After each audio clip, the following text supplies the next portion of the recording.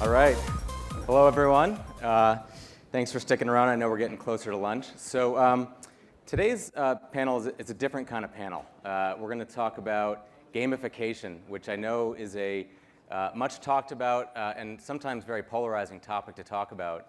But I can promise you this. These guys know about gamification, and the point of it is it can show real demonstrable results and ROI, and that's been, I know, a topic of conversation for the last couple days is where the blank is the money. Well, a lot of it is happening in gamification, what's happening in both social games and then outside of social games where game mechanics are being employed. So just to start, kind of who's, I don't want to treat the audience a certain way, but who's heard of gamification? Show of hands. All right. Okay, and who's actually employed gamification as part of your brand marketing? Okay, and who believes gamification is just hype? Okay, not nearly as many as I thought, so I guess we're not going to Three people. interact. 3 people. Okay, so just to define gamification for the audience, so we're all on the same page and provide some context. Gamification is based on the thesis that brand marketers can use some of the same principles and general philosophies that game developers are using to incentivize behavior and reach a desired outcome in really anything, anywhere. Two fascinating examples of gamification that I've seen in the real world are, number one, in Switzerland, the Swiss government is using gamification to reward citizens for good behavior. So you know those cameras that sit on the side of the road that catch you when you're going like 5 miles an hour over the speed limit? Switzerland, I'm not sure which one. I think it's Switzerland.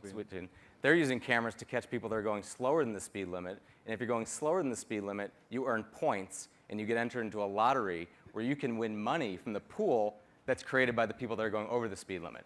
Gamification, which is actually working.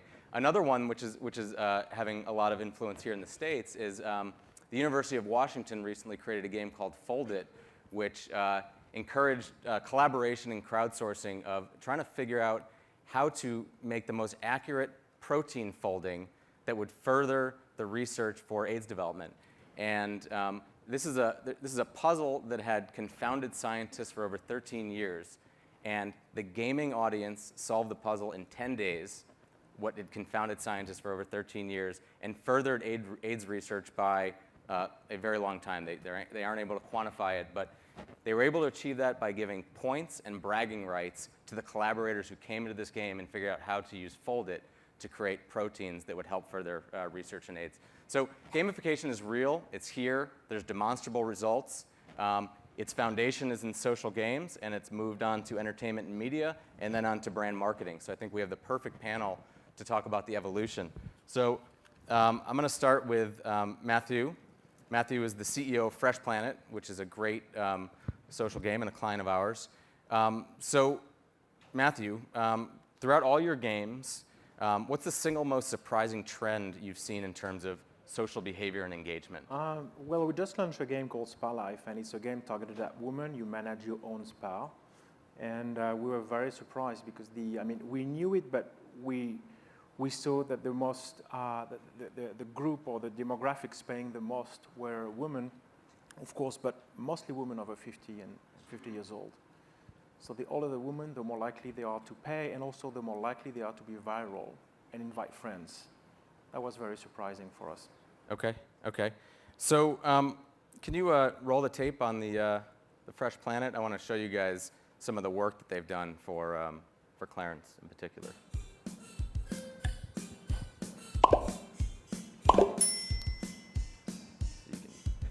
Yeah, this is basically a game. It's called a time management game. It's modeled after the very famous Diner Dash games built in 2004.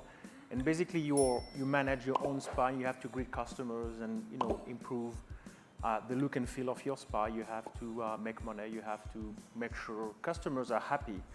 And we worked from the ground up with the Clarins brand, which is a brand, cosmetic brand from France. And we included their products and their visuals and their corporate identity very early on. But we made sure that the integration of the brand was very subtle. Otherwise, I think it doesn't work. And we have great results. We launched the game a month and a half ago. We have 500,000 players per month right now. and it's growing very, very rapidly.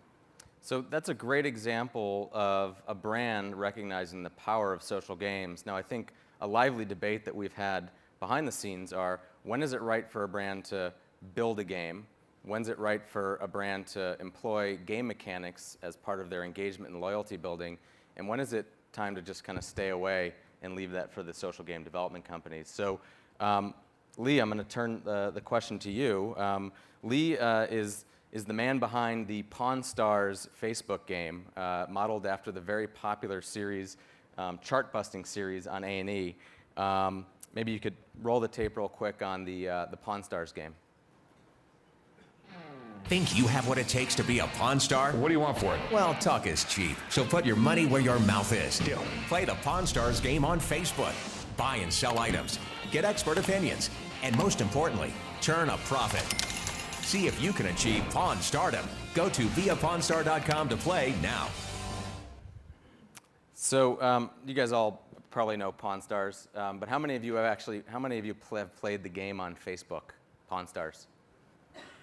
Okay, well, a lot of people are playing the game. Lee, can you maybe give us bad example, note. Okay, so tell us a little bit about the success you've had with Pawn Stars, the game, versus the TV show, and how you've done new audience development, brand extension, and more importantly, everyone, Lee is part of a marketing team, and he is transforming what people traditionally think of marketers as a cost center and turning into a profit center. So you should listen to Lee when he talks about what he's done for Pawn Stars on Facebook. So I think the background is we've got a television franchise in Pawn Stars that is not only the highest rated show on the History Channel, but also one of the highest rated shows in cable television over the last 2 years. And so our goal was to extend the popularity of that brand, both the History brand and the Pawn Stars brand, into the digital space, and in this case, into the social gaming space.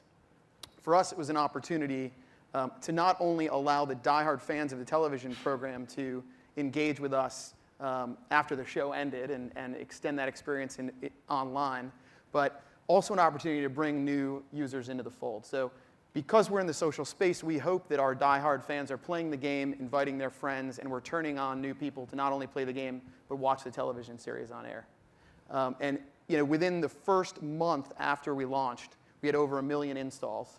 And what we saw as the game picked up momentum is that on a daily basis, we actually had more people playing the Pawn Stars game than visiting the History Channel website. So there has been some scale, perhaps not in this room, but we've had some success out there. One of our, certainly our goal was to market and promote the television series. We had hoped that we could also generate revenue from the game, as Dan mentioned. And we do that through the sale of virtual goods. And we'd read a lot about microtransactions, traditionally, I think, targeted at women. I think we mentioned that earlier. We didn't know if it would succeed, in what has been a male-dominated audience for the show Pawn Stars. And we ended up having tremendous success. So the game has generated more revenue than we ever imagined, and we've ultimately been able to use the success here to develop new games that will be coming out shortly. And what are some of the metrics, aside from the monthly active users and daily active users, that you guys use internally to determine, is this game a success? Is it something that we should continue to invest in? Yeah, so above and beyond, I think, what the standard reach metrics that you mentioned, we're looking at how much time people are spending playing the game, how frequently they're coming back. I think one of the themes has been engagement throughout this conference, and we're seeing very high levels of engagement. People coming back day in and day out for months at a time. One of the other things we're also monitoring closely is revenue, the revenue generated from those microtransactions. So we look at ARPU, right, average revenue per user, and we hope to use that data to not only monitor what's happening, but then feed that back into the game development process. So we test different approaches we might attempt to understand the dynamics around sharing. So how do we get people to share the game more frequently? And test different messaging there. We may also look at how we can grow that revenue stream, how we can grow that ARPU by testing, and ultimately that data, like I said, feeds back into the development process, and we make changes to the game accordingly.